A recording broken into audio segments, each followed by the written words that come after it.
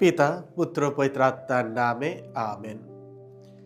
প্রভু যীশু আমাদের প্রত্যেকের সেই একই প্রশ্ন করেন যা তিনি যাকব ও যোহনকে করেছিলেন। আমি নিজে যে পাত্র থেকে পান করতে চলেছি, তোমরা কি সেই পাত্র থেকে পান করতে পারো?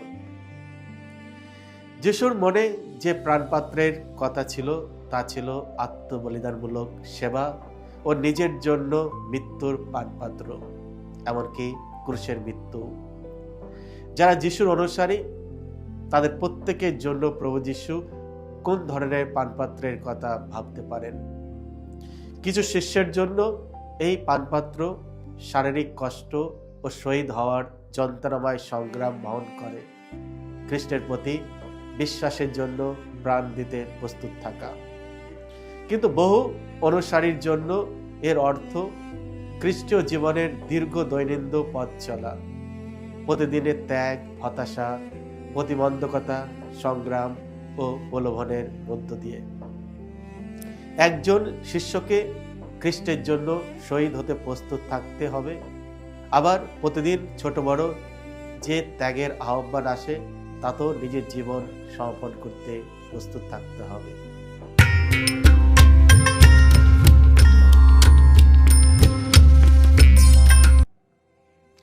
খ্রিস্টে আমার পরম প্রিয়জনেরা, আজ মার্চ মাসের 4 তারিখ, তপস্যাকালের দ্বিতীয় সপ্তাহ, বুধবার।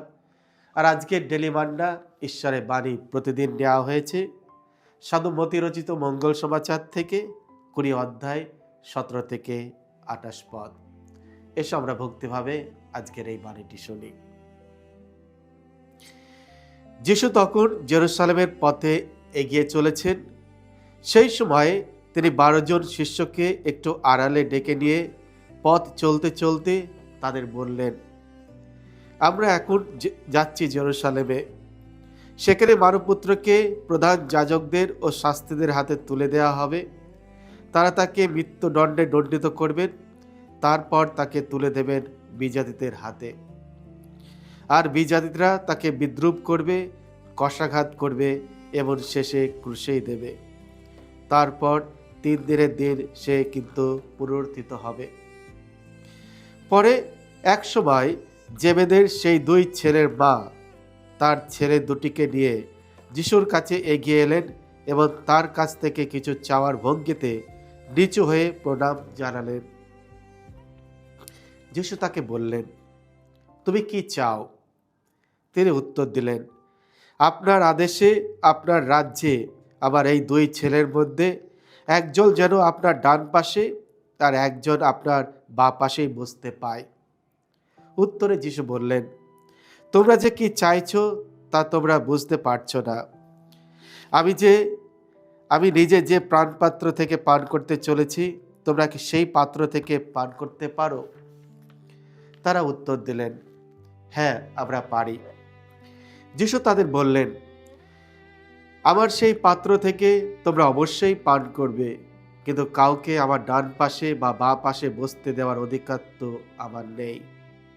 সেই স্থান দুটি যে তাদেরই প্রাপ্ত, যাদের জন্য আমার পিতা তা নির্দিষ্ট করে রেখেছেন। এইসব কথা যখন বাকি 10 জন শিষ্যের কানে এলো, তখন ওই 2 জন ভাইয়ের ওপর তারা রেগে গেলেন। তাই যিশু তাদের কাছে ডেকে বললেন, তোমরা তো জানোই, বিজাতিদের শাসকেরা নিজেদের প্রজাদের ওপর প্রভুত্ব চালায়, তেমনি তাদের মধ্যে যারা বড় তারাও আবার অন্যদের ওপর কর্তৃত্ব ফলায়। তোমাদের মধ্যে কিন্তু এমনটি যেন না হয়, বরং তোমাদের মধ্যে যে বড় হতে চায় তাকে হতে হবে তোমাদের সেবক, এবং তোমাদের মধ্যে যে প্রধান হতে চায় তাকে হতে হবে তোমাদের দাস। ঠিক মানবপুত্রেরই মতো সে তো সেবা পাওয়ার জন্য আসেনি, এসেছে সেবা করতে এবং বহু মানুষের মুক্তিপণ হিসাবে নিজের প্রাণ বিসর্জন দিতে। এই হলো প্রভু যিশুর মঙ্গল সমাচার। প্রভু যিশু তোমার মহিমা উচ্চারিত হোক। মায়ের আকাঙ্ক্ষা। খ্রিস্টে আমার পরম প্রিয়জনেরা, আজকের পবিত্র মঙ্গল সমাচারে আমরা শুনি যাকব ও যোহনের মা তার 2 পুত্রকে নিয়ে যিশুর কাছে এসে নতজানু হয়ে একটি অনুগ্রহ প্রার্থনা করেছিলেন। তিনি বলেছিলেন, আপনার রাজ্যে আমার এই দুই পুত্রের মধ্যে একজন যেন আপনার ডান পাশে এবং অন্যজন যেন আপনার বাঁ পাশে বসতে পারে। যিশু এই অনুরোধ গ্রহণ করেননি, কারণ মায়ের ধারণা ছিল ভুল। তিনি ভেবেছিলেন যিশু একজন পার্থিব রাজা হবেন এবং একটি পার্থিব রাজ্য প্রতিষ্ঠা করবেন। তার উদ্দেশ্যও ভুল ছিল, কারণ তিনি যা চেয়েছিলেন তা যিশুর ইচ্ছার পরিপন্থী ছিল। যিশু চেয়েছিলেন তার শিষ্যরা শাসক নয়, বরং সেবক হোক। এই মায়ের অনুরোধ ছিল এক ধরনের পার্থিব অনুগ্রহের আকাঙ্ক্ষা। নিশ্চয় আমরা অনেক সময় একই কাজ করি, তাই না? আমরা এগিয়ে যেতে চাই, সবার আগে সেবা পাওয়ার সেরা অবস্থাটি চাই।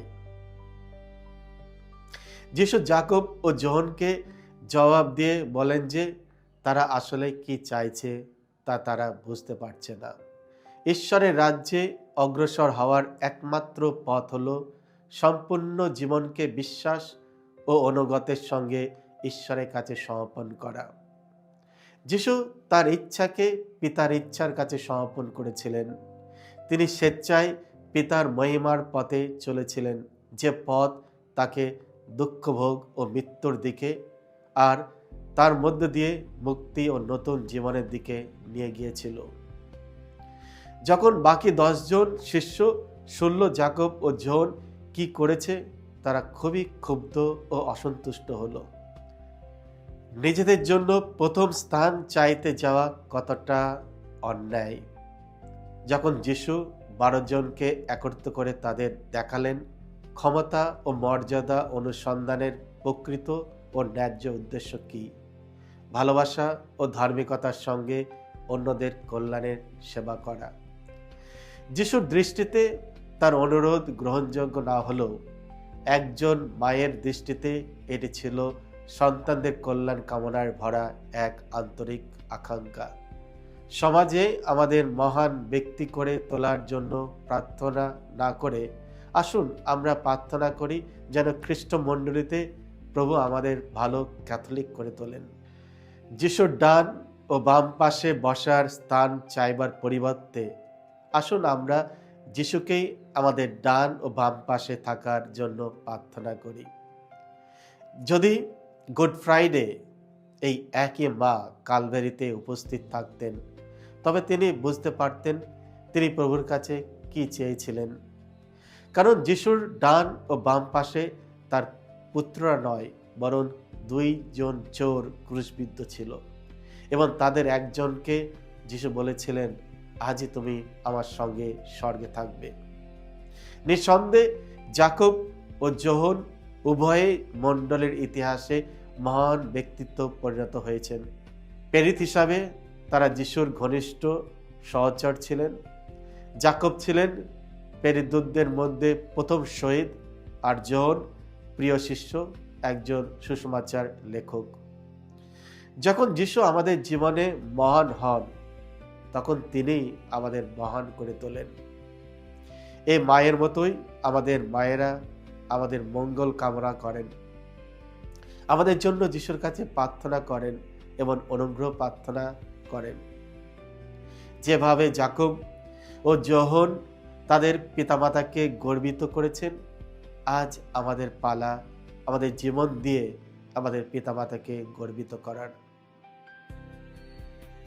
আমি নিজে যে পাত্র থেকে পান করতে চলেছি, তোমরা কি সেই পাত্র থেকে পান করতে পারো? প্রভু যীশু আমাদের প্রত্যেককেই সেই একই প্রশ্ন করেন।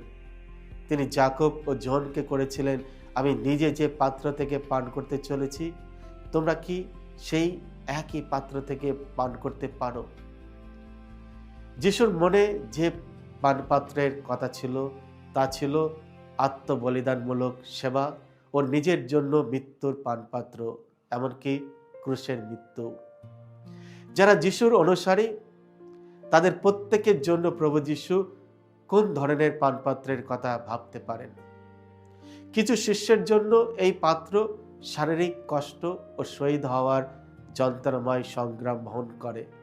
খ্রিস্টের প্রতি বিশ্বাসের জন্য প্রাণ দিতে প্রস্তুত থাকা। কিন্তু বহু অনুসারীর জন্য এর অর্থ খ্রিস্টীয় জীবনের দীর্ঘ দৈনন্দিন পথ চলা, প্রতিদিনের ত্যাগ, হতাশা, প্রতিবন্ধকতা, সংগ্রাম ও প্রলোভনের মধ্য দিয়ে। একজন শিষ্যকে খ্রিস্টের জন্য শহীদ হতে প্রস্তুত থাকতে হবে।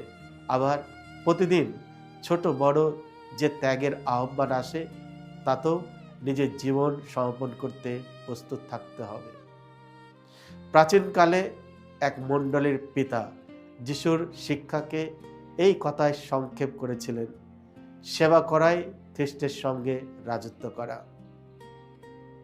যিশু যেমন আমাদের জন্য করেছিলেন, তেমনি একে অন্যের প্রতি নম্র সেবায় নিজের জীবন উৎসর্গ করার মধ্য দিয়েই আমরা ঈশ্বরের শাসনে অংশীদার হই।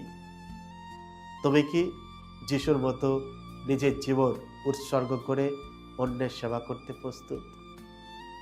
খ্রিস্ট আমার পরম প্রিয়জনেরা, এসো আমরা প্রভু যিশুর কাছে যাই, প্রার্থনা করি, বাঁ পাশে ডান পাশে থাকার জন্য নয়।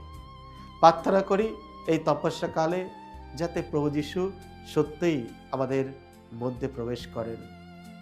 আমরা যেন তাকে আমাদের ডান পাশে বা বাঁ পাশে আমরা যেন সর্বদাই দেখতে পাই, তাকে যেন আমরা অনুভব করতে পারি। এসো এই তপস্যাকালে এইটাই আমাদের প্রভু যিশুর কাছে প্রার্থনা হোক। সকলকে জয় যিশু। ঈশ্বর আপনাদের সকলকে আশীর্বাদ করুন।